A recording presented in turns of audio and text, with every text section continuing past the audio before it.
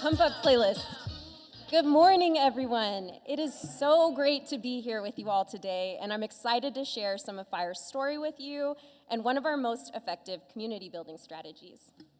So first, I want to give you a little FIRE TLDR, which is too long didn't read, rapid growth overview for those of you who maybe aren't familiar with our org or our story. So in FIRE's first 18 months of opening, during COVID, might I add, we hired on our first 2 employees, who are young people. We grew that team of 2 to 22, with 50% of our staff being young people under the age of 25, and the other half being folks from community with shared lived experience. We were awarded $3.3 million from the legislative budget to build Okanagan County's first youth housing option. We started our community's first annual Pride in the Park celebration, which is now attended by 300 to 400 community members annually. We opened our doors to nearly 800 young people, and then, right? FIRE took off like a wildfire. So we frequently get asked, what's the secret sauce? How did you organize so quickly? My personal take as co-founder and co-executive director of FIRE is simple. We authentically listened to, embedded, and centered young people in everything from the very beginning. And my talk today is why I think you should consider this strategy in some capacity too. Now, I understand that FIRE is a youth center, so the idea of centering youth seems natural, and I know that's not true for everyone in this room and their org. And still, I believe each of our respective organizations and movements can be greatly strengthened by calling young people in and adding space on the agenda for their ideas, questions, and dreams. Throughout history and across the globe, we have seen young people lead radical social change in their communities. I recently asked my therapist, why did so many adults trust me to lead? My brain wasn't even fully developed, and if I'm being honest, I don't know that I would trust a 23-year-old with my livelihood. And she reframed the undeveloped young person brain as something quite beautiful to me. It tends to be braver than a fully developed brain, thinks outside the box.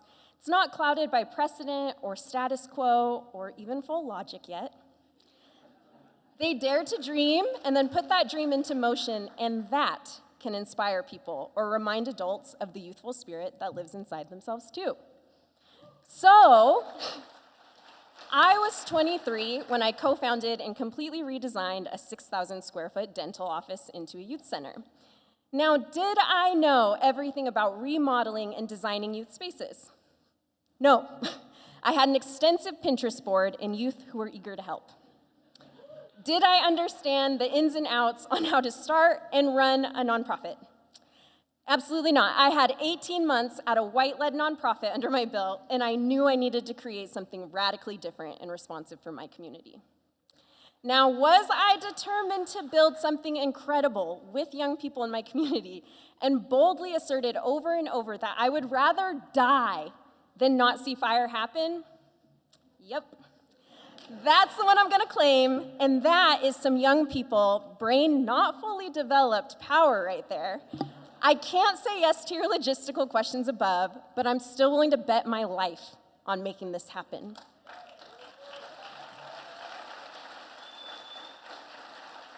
Today, I'm an adult, and I often find myself stuck in the logistics, activating my wise brain to make the best choice, and wanting to have some sense of plan or stability.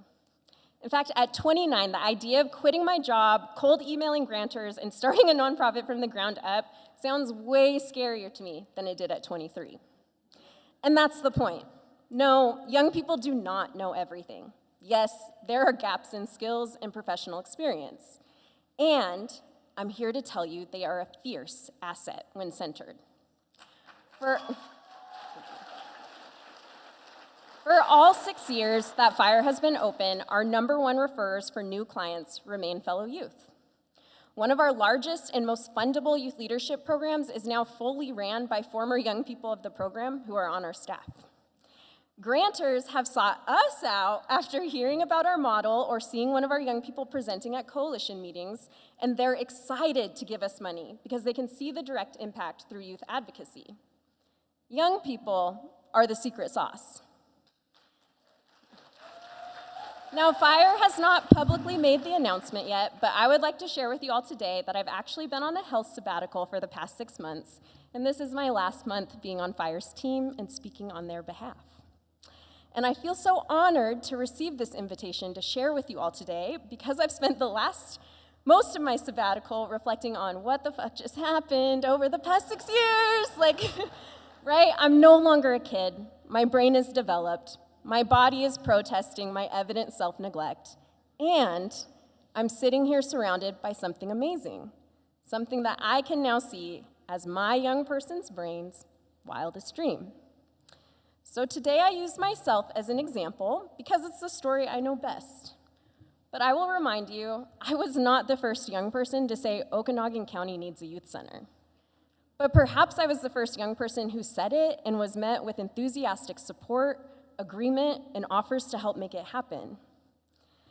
As I step away from my role, my heart is settled, knowing that Fire will continue to be a space where young people can assert their dreams for community, self, and others, and truly be heard. Where they openly share their thoughts around immigration, housing, juvenile justice, etc., and be connected to those issues in meaningful ways. Where they start to harness and own their power and bring in other young people. And here's another really cool thing about young people. When they're excited or passionate about something, they tell more than just their fellow young people. They start to share with their aunties and their grandparents and friends' parents, teachers, coaches, etc. And if you ask me, that kind of sounds like how you build a movement.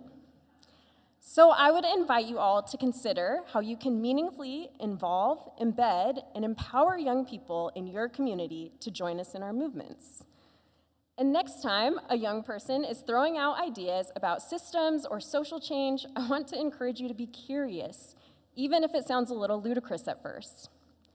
Together, our movements will be stronger, bolder, and quicker as we fuel each other through reciprocity, care, and radical, unhinged thinking. Thank you.